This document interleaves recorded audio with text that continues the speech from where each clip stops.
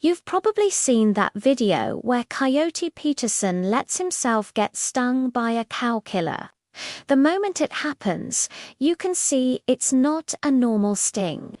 They say the pain is so intense it feels like fire spreading through your body, powerful enough to kill a cow.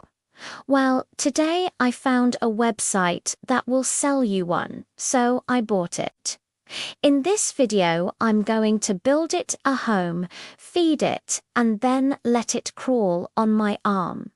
If it stings me, this is going to hurt. I still don't really get why websites like this exist. Most people see an insect like this and run the other way, but somehow there are online stores where you can just add one to your cart, check out, and wait for it to show up at your front door. The cow killer, also known as a velvet ant, but despite the name, it's not actually an ant at all. It's a wingless wasp, and it's famous for having one of the most painful stings on Earth.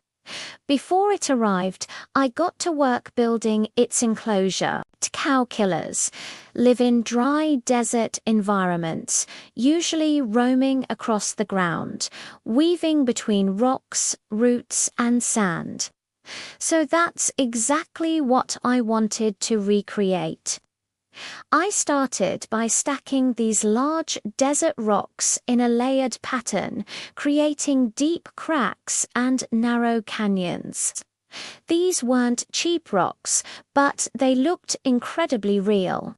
And realism really matters when you're housing an animal that relies on its environment for security and a sense of safety. To lock everything together, I used excavator clay mixed with water. This stuff turns into a thick, moldable substance that hardens as it dries. It wasn't pretty while I was working with it, but once it's set, the canyon walls looked completely natural, rugged, and solid. I was pretty happy with how it turned out. Next up was the substrate. Before adding any sand, I scattered a layer of black drainage stones across the bottom of the enclosure.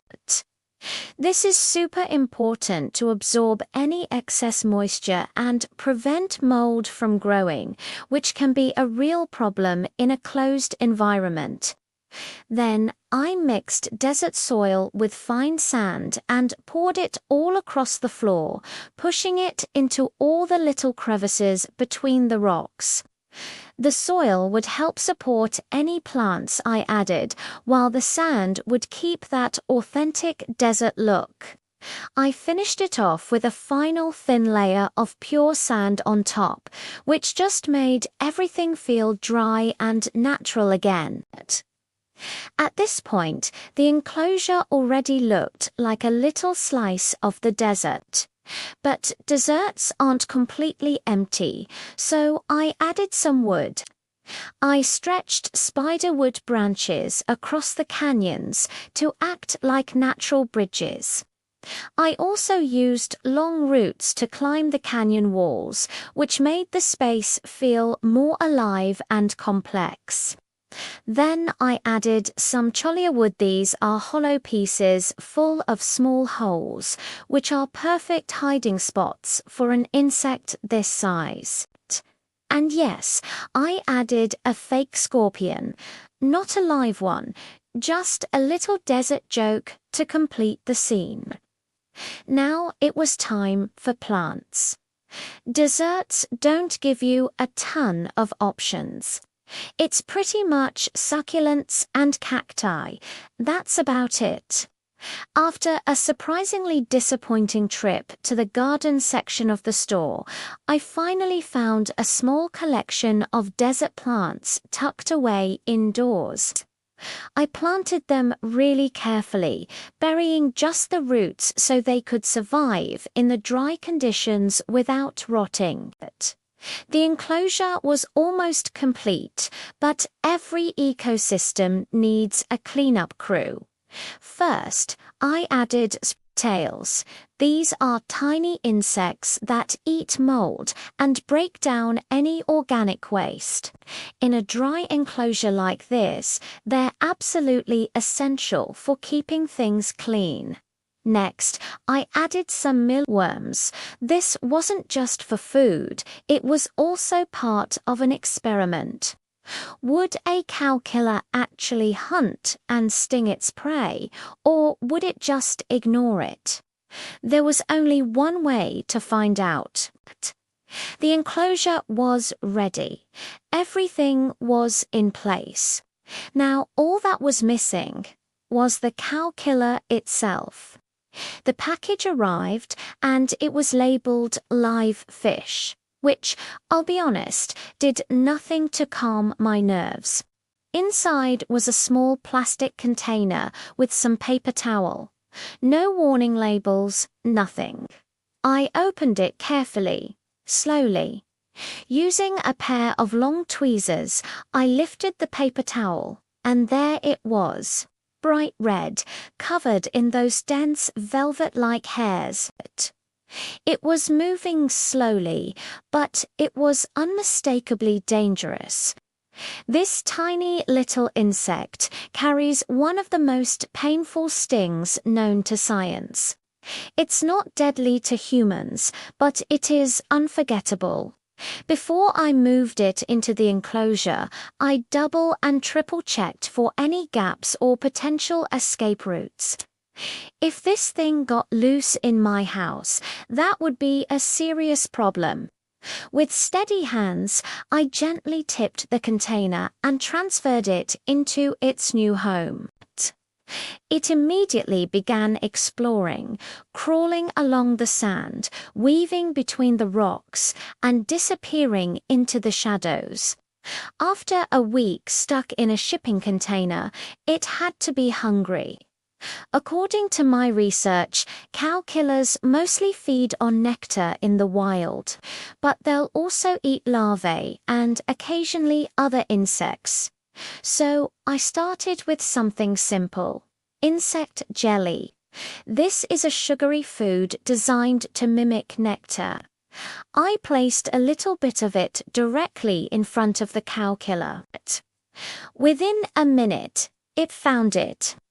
The insect pressed its face right into the jelly and just stayed there.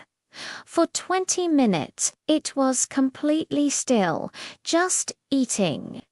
So that answered one question. They definitely like sugar.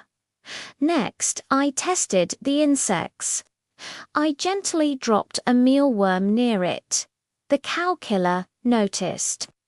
It approached the mealworm, climbed right over it, and then completely ignored it. No sting, no attack, nothing. Instead, it went right back to the spot where the jelly had been and started licking the sand for any leftover sugar residue. That was pretty interesting. It seems like it prefers easy food over hunting. As night started to fall, it was time for the part I'd been thinking about all day, letting it crawl on my arm. I brought my mum in to help film this part. She was, let's just say, understandably concerned. I explained what it was, what it could do, and she was not impressed at all. Using tweezers, I carefully lifted the cow killer by its abdomen, which is strong enough to handle it without causing any harm. Then I placed the container against my arm. I didn't force it out, I just waited. Slowly, the cow killer stepped out, onto my skin. My heart rate spiked instantly. Every single instinct in my body was screaming at me to move, to flick it off. But I stayed completely still. Cow killers generally don't sting unless they feel threatened, and a sudden movement could definitely be seen as a threat. For a full minute, it just crawled along my arm. Its little legs tickled. Its stinger was hovering dangerously close to my skin the entire time.